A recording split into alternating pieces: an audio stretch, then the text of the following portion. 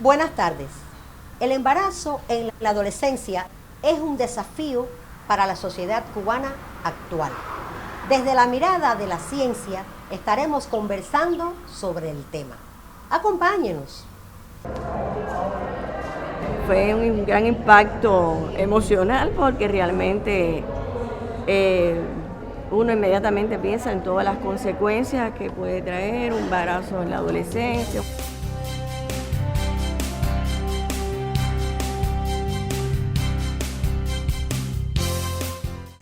Desde los jardines del Centro de Estudios Demográficos de la Universidad de La Habana, para mí es un placer conversar con la doctora en ciencias Matilde de la Caridad Molina Cintra, quien es la subdirectora de esta institución.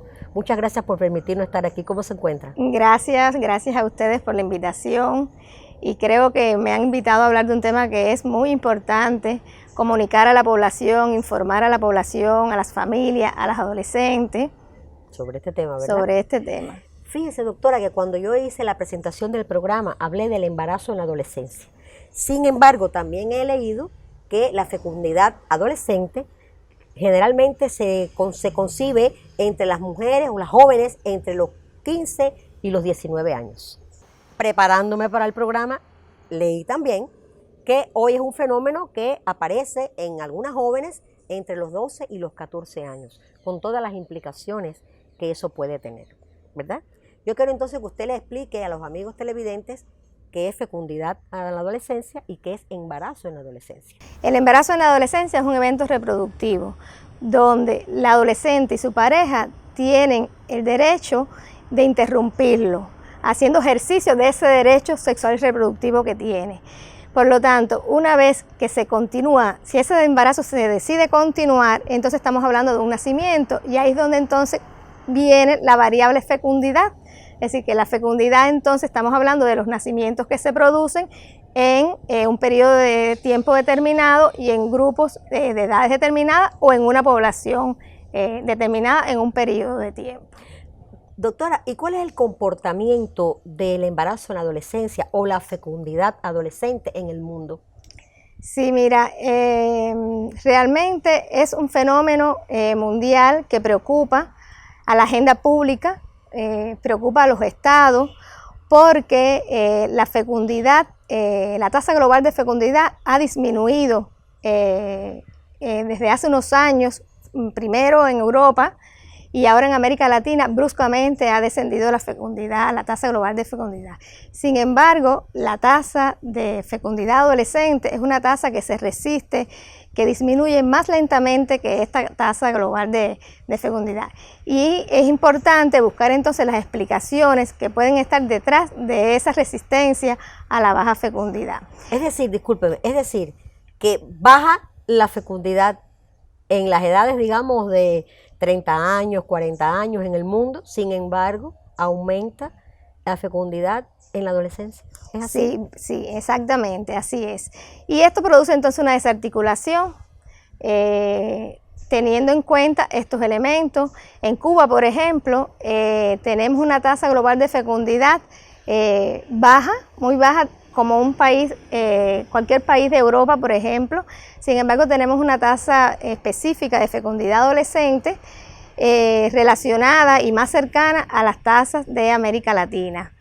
Dentro de este fenómeno, ahorita tú me mencionabas las muchachas menores de 15 años, y bueno, quiero explicarte también que aun cuando metodológicamente, cuando hablamos de una tasa de fecundidad adolescente, estamos hablando de la fecundidad entre 15 y 19, los nacimientos que se producen en menores de 15 años se le suman a estos nacimientos de 15 a 19, es decir, no son nacimientos que quedan fuera, sino que dentro de esa tasa de fecundidad adolescente están incluidos también los nacimientos que se producen en las menores de 15 años. ¿Cuáles son las peculiaridades que tiene el embarazo en la adolescencia en Cuba? Yo creo que la primera peculiaridad es esa que te estaba ya refiriéndome, a la desarticulación que se produce entre la tasa global de fecundidad, es decir, el promedio de hijos que tiene una mujer en un periodo determinado, y la tasa específica de adolescente. ¿Y por qué nosotros consideramos que es una desarticulación? Bueno, porque Cuba es un país con logros muy buenos en la educación, en la salud, en la protección a nuestra adolescencia, en el ejercicio de la salud sexual y reproductiva. Y entonces no hay correspondencia entre este comportamiento. Otro de los elementos importantes ya más específicos que tenemos es, por ejemplo, cómo se diferencia este comportamiento con relación a determinados indicadores demográficos, como pueden ser la zona de residencia, como puede ser la ocupación, como puede ser también en la situación conyugal. Con relación a esto, en Cuba la fecundidad adolescente, que no es propio solo de Cuba, eso es un fenómeno mundial, se produce más la fecundidad en la zona rural. Aun cuando en Cuba estamos viendo últimamente, hay provincias donde ya la fecundidad urbana, fecundidad adolescente urbana, está siendo mayor que la fecundidad rural. Por lo tanto, eso es un elemento que tenemos que investigar un poco más. Y otro elemento importante es la zona del país, es decir, la región del país. Se producen más nacimientos, es decir, hay una mayor fecundidad adolescente en la región oriental del país. Y fundamentalmente en las 5 provincias orientales del país. Granma, por ejemplo, es la provincia que durante un periodo ya varios años lleva siendo el comportamiento mayor.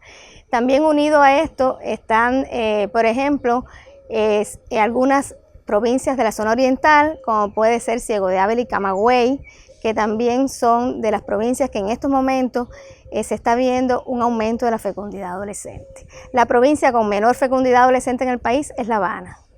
Yo le invito a usted, doctora, y a los amigos televidentes a disfrutar de un fragmento de un video que realmente se hizo en la zona oriental del país, donde conoceremos anécdotas, vivencias de algunas personas que transitan o han transitado por el tema que nos ocupa hoy en el programa. Y después volvemos a tiempo. Yo no salía embarazada y me hice idea de que yo era estéril.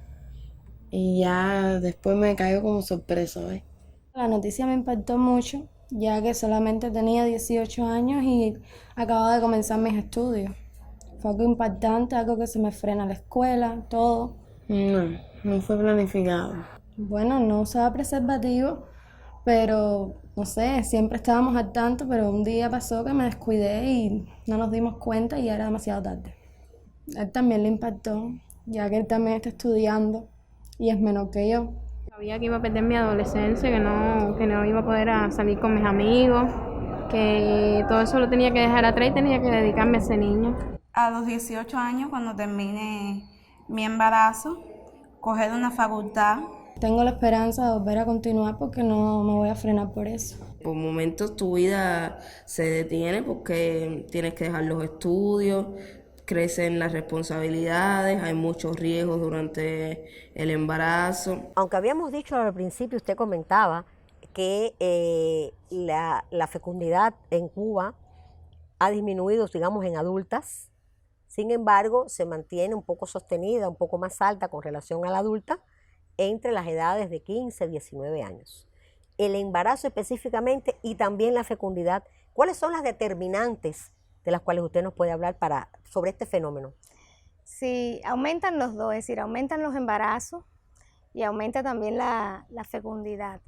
El embarazo, cuando no se interrumpe, como ya les decía, nos proporciona los nacimientos, pero hay muchos adolescentes que deciden interrumpir ese embarazo.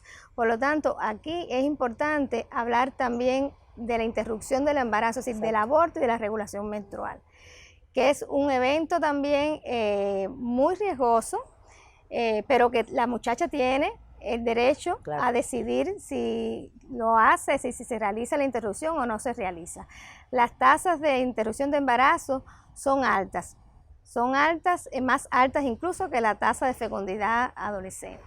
Es decir, que hay más embarazos en adolescencia que se interrumpen que los que ya nacen. Sí, ya es así. Por lo tanto, yo creo que lo que más aparece aquí es como un desconocimiento a cómo protegerme para evitar el embarazo, ¿verdad, doctora? Evidentemente, es decir, uno de los elementos que está de alguna manera explicando estas tasas que tenemos de fecundidad adolescente es no el conocimiento, porque las investigaciones han demostrado que nuestras adolescentes tienen conocimiento sobre los métodos anticonceptivos y sobre los riesgos del embarazo. Sin embargo, la efectividad para el uso de los métodos es lo que no se lleva a vías de hecho. Y tiene que ver con muchos factores, tiene que ver con la propia disponibilidad a veces de los métodos anticonceptivos. ¿Cuál es el impacto realmente que tiene interrumpir un embarazo? Aunque yo sé que es un derecho que tiene la joven, pero ¿cuál es el impacto que puede tener ya en su salud física, en todo? Bueno, tiene impacto desde diferentes áreas. Tiene impactos, puede tener impactos físicos, porque es un proceder que tiene riesgo. Aun cuando en Cuba el aborto y la regulación menstrual es un proceder que es gratuito, que es universal, que se hace institucionalizado y con excelentes profesionales, no deja de tener riesgo, claro. Y mucho menos en la edad de la adolescencia, porque no todas las adolescentes están en condiciones óptimas físicas para ese proceder. Cuando ha tenido embarazos en la adolescencia y con resultados negativos, con abortos a repetición, pues evidentemente eso afecta a la reproducción femenina, sobre todo a expensas del aumento de los embarazos ectópicos, de las enfermedades inflamatorias pélvicas y sus consecuencias negativas que pueden incluso llegar a la castración de las estructuras ginecológicas en la mujer. En segundo lugar, un impacto psicológico, porque es un embarazo casi siempre que no es deseado.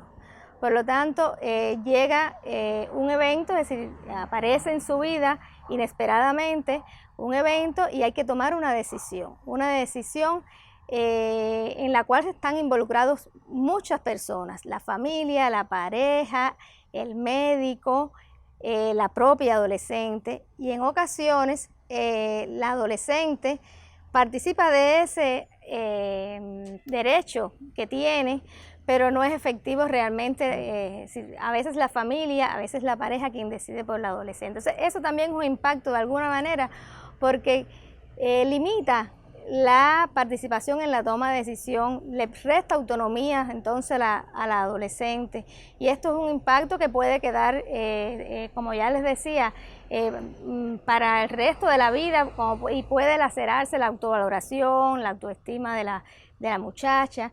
Puede también conducir a un temor al propio proceder, por lo tanto, claro. En próximos, que ojalá no tuvieran más ninguno, pero esa no es la experiencia. A veces se dice que la que tiene un embarazo tiene otros embarazos también y por lo tanto vienen otras interrupciones. Y esto es un elemento en el cual tenemos que trabajar mucho. Otro elemento importante con relación al impacto del embarazo es que cuando este embarazo se continúa, entonces viene el nacimiento de un bebé. Cuando se produce el nacimiento, esto trae consigo todo un reajuste familiar, individual, y de alguna manera hay muchos factores que tienen que ponerse en sintonía, en armonía, para ver, una vez que se produce, darle un seguimiento lo más positivo posible a este evento inesperado que se produce para el adolescente y para la familia. ¿Cuáles son de los elementos más importantes que se producen en la adolescente? Por ejemplo, la deserción escolar. Si nuestras investigaciones han demostrado que una vez que se produce el nacimiento de un bebé, automáticamente la muchacha abandona los estudios o abandona el trabajo en el caso de las mayores, ¿no?, que puedan estar trabajando. Y esto las ubica en una situación totalmente desfavorable con relación al resto de sus amigas, el resto de sus compañeras, porque después resulta muy difícil la incorporación nuevamente a los estudios. Otro elemento importante está dado como consecuencia de esto, de que la baja escolaridad con la que entonces se quedan no permiten que logren después buscar un trabajo con determinadas condiciones, pudiéramos decir, que le permita tener un salario alto para poder ella mantenerse, a ella y a su bebé. ¿Por qué a ella y su bebé? Porque también los datos dicen que aun cuando este nacimiento, es decir, este embarazo se es producido y concebido exactamente por ella y por su pareja, lamentablemente no siempre la pareja está presente y quienes asumen entonces el costo económico de esa nueva familia es casi siempre los padres de la muchacha. Es importante también decir aquí que la situación social del desarrollo del adolescente cambia completamente. Porque llega un evento que no es esperado en la adolescencia, es decir, la formación de familia no es un evento propio de esta etapa de la vida. Por lo tanto, hay toda una serie de elementos y aspectos que como que saltan, ¿verdad? Saltan en la dinámica, en el curso de la vida de esa muchacha y la ponen ante situaciones muy difíciles. Nos dicen que estas muchachas, cuando nosotros regresamos nuevamente a visitarla, una vez que ya nació el bebé, las condiciones en las que encontramos las muchachas son las mismas.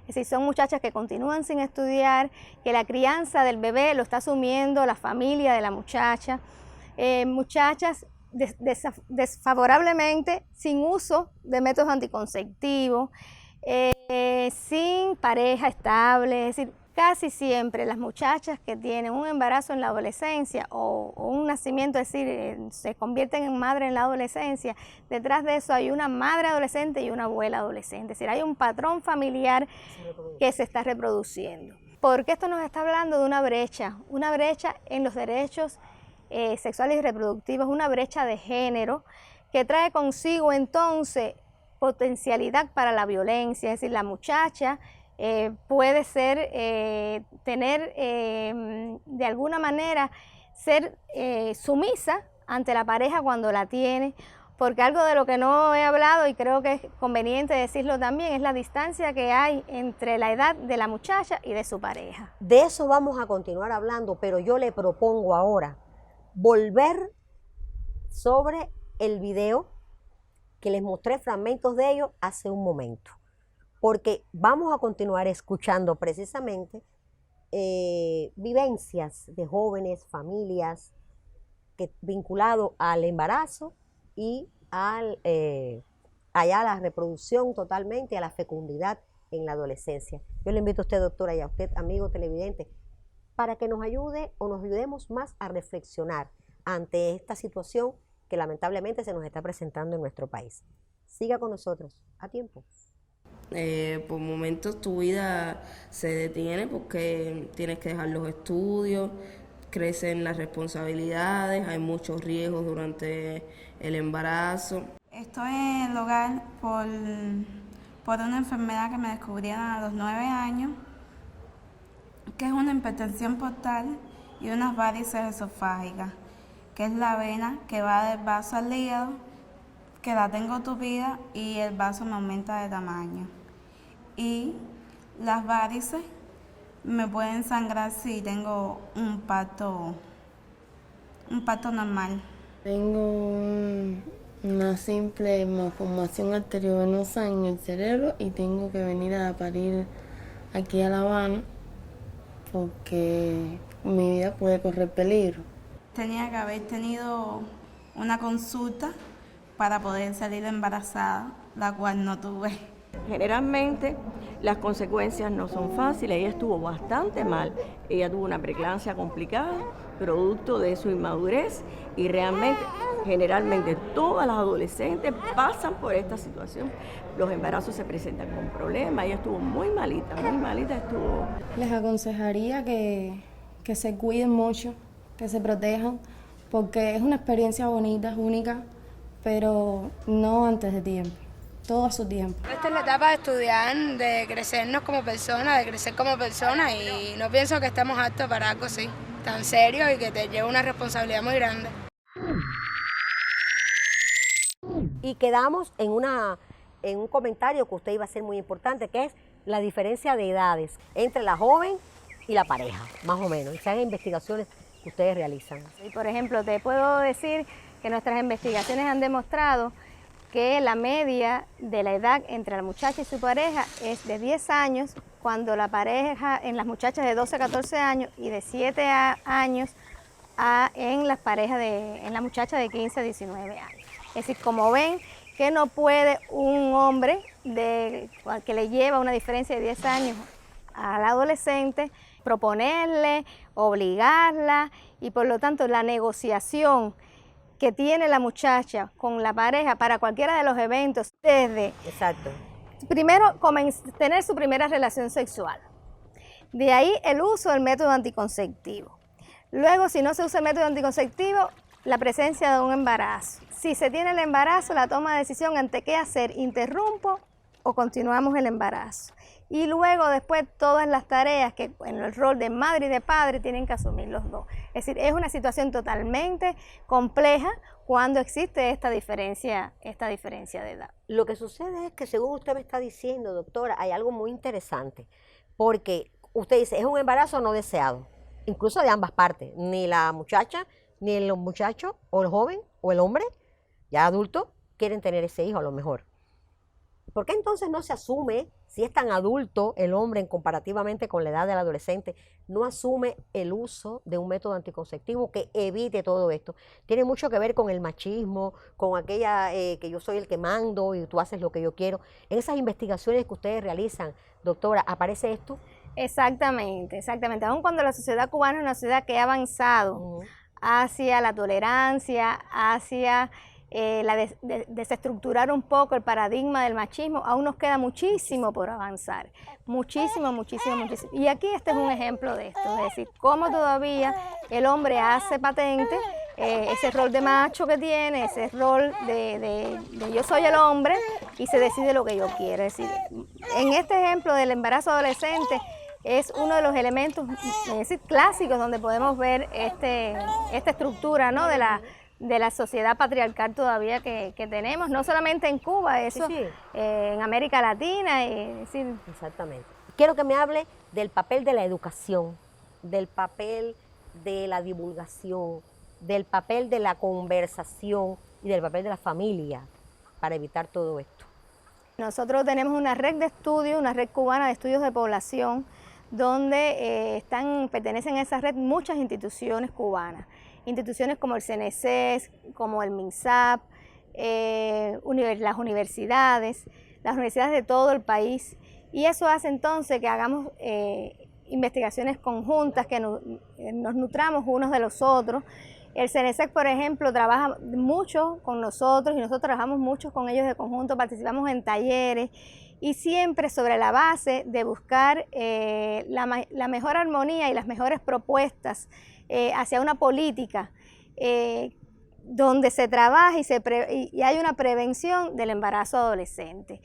El CNSEC tiene un programa de educación sexual, un programa muy bueno, un programa que teóricamente está muy bien montado. Sin embargo, la efectividad del programa no es toda la que queremos. Y en función de eso estamos trabajando de conjunto, es decir, CNSEC, CEDEN, el MINSAP, buscando posibles opciones. En el caso de la experiencia concreta ya del CEDEN, nosotros tenemos un proyecto de dinámica de la población, capacitación e investigación en los territorios, donde estamos insertados en 11 provincias del país y en varios municipios.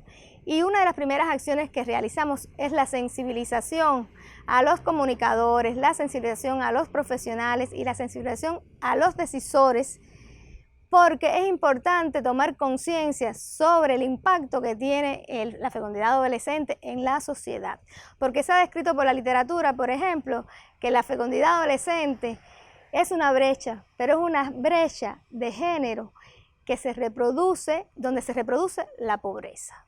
Entonces hay elementos estructurales que tenemos que cortar. Y Cuba es un país, por todas las condiciones que ya ahorita yo mencionaba, que tiene todas las condiciones necesarias para tratar de que ese embarazo adolescente, en vez de ascender y en vez de tener más tasas de fecundidad, pues que vayan disminuyendo. Y esa es la tarea número uno que desde esta perspectiva tenemos.